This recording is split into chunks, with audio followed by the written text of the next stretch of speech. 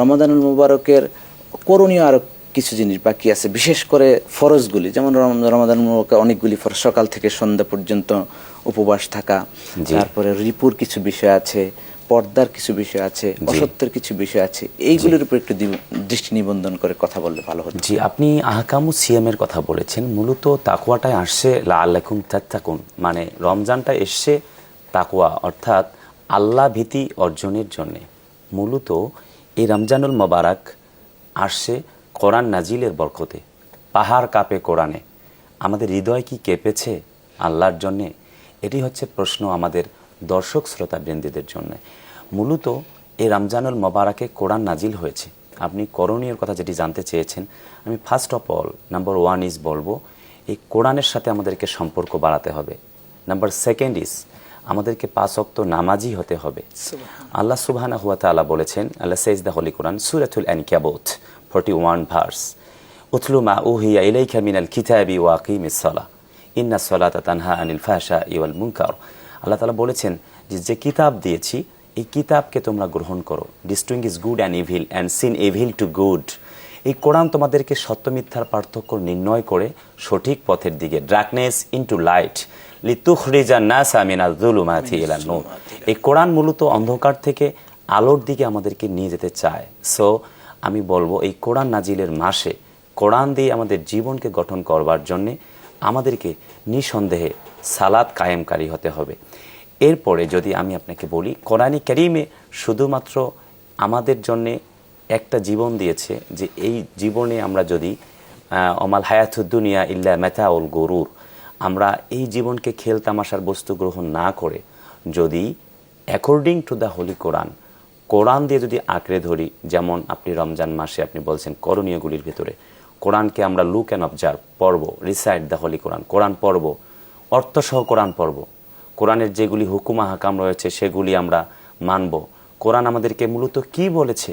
কোরআন মাওয়াইযাতুম মির রাব্বিকুম ওয়া শিফাউল লিমা ফিস সুদূর। কোরআনটা তো হচ্ছে একটা রোগ মুক্তি, যেমন প্রেসক্রিপশন। আপনি জানেন একটি প্রেসক্রিপশন ডক্টর লিখে দিয়েছেন যে আপনি সকালে একটা নাপা, দুপুরে একটা আপনার সিপ্রোচিন, রাতে একটা আপনার টাপনিল, ওষুধগুলি খেতে হবে।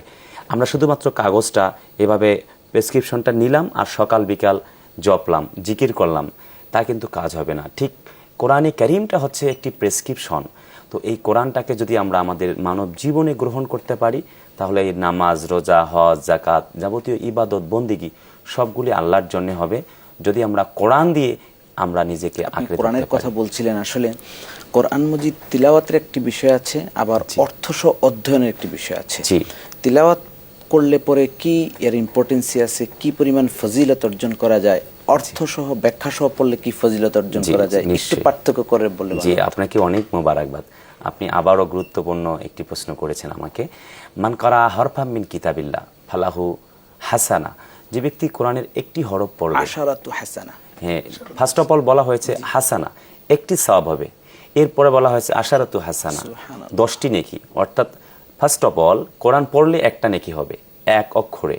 আলিফ হারফুন, লামু হারফুন, মিমু হারফুন। আলিফ বলেছি, দ্যাট মিন্স প্রথমে একটি নেকি। এটিকে বনি আদম সন্তানের জন্য মিনিমাম 10 গুণ পর্যন্ত 10টি নেকিতে পরিণত করা হবে। এরপরে আল্লাহ চাইলে 700 গুণ পর্যন্ত বৃদ্ধি করতে পারে। রমাদানুল মুবারকে পড়লে তো আরো 70 দিয়ে গুণ দিতে হবে। 70 দিয়ে গুণ হবে রমজান মোবারক। আপনি নিশ্চয়ই জানেন যে তাফসিরে তাবারিতে আসছে, এই মাসে যদি কেউ একটি নফল ইবাদত করে, অন্য মাসে একটি ফরজের সওয়াব পাবে। আর যদি এই মাসে একটি ফরজ কাজ করে, দ্যাট মিন্স সে 70টি ফরজের সওয়াব পেয়ে যাবে। আপনি যেমনটি আমাকে বলছিলেন যে রমজানুল মোবারক এই মাসে কোরআন তেলাওয়াত করলে এবং ব্যাখ্যা সহ পড়লে কি সওয়াব হবে। যে সুপিয়া হুফি আশারাতি মিন আহলি বাইতিহি কুল্লুহুম কদ ওয়াজাবাত লাহুন নার, পিস বি আপন হিম। রাসূল আকরাম সাল্লাল্লাহু আলাইহি ওয়াসাল্লাম বলেছেন, যে ব্যক্তি কোরআনে কারীম তেলাওয়াত করে, আল্লাহ তার জন্যে তেলাওয়াত যদি করে, তাকে, যে ব্যক্তি হাফেজে কোরআন হয়েছে, তার জন্যে আল্লাহ পাক কমপক্ষে 10 জনকে সুপারিশ করে জান্নাতে নেওয়ার সুযোগ করে দিবেন। দ্যাট মিন্স যদি কেউ এই কোরআনে কারীমকে আঁকড়ে ধরবার পর জীবনে আল্লাহর কাছে পরপারে চলে গেছে, আন্না সাআতা আতিয়াতুন লা রাইবা ফিহা, কবরে কিয়ামতে চলে গেছে, ইন দ্য ডে অফ জাজমেন্টে, যে ব্যক্তি ব্যাখ্যা করে কোরআন পড়ছে, যে ব্যক্তি শুধুমাত্র তেলাওয়াত করে হাফেজে কোরআন হয়েছে তাকে বলা হবে কমপক্ষে 10 জনকে নিয়ে যাও।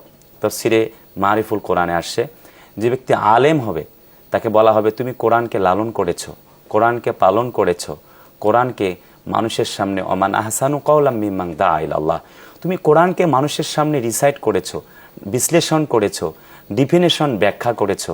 আজকে তোমাকে সুযোগ দেওয়া হবে, আল্লাহ সুবহানাহু ওয়া তাআলা তোমাকে অর্ডার দিয়েছেন, তুমি যতজন মানুষকে চেনো তারা কোরআনের পথে ছিল, কোরআনকে আগলে রেখেছিল, এই সকল ব্যক্তিদেরকে নিয়ে তুমি জান্নাতে চলে আমরা যাও। আবার শুনবো কোরআন মাজিদ অর্থ ব্যাখ্যা সহ পড়লে কি ফায়দা হয়।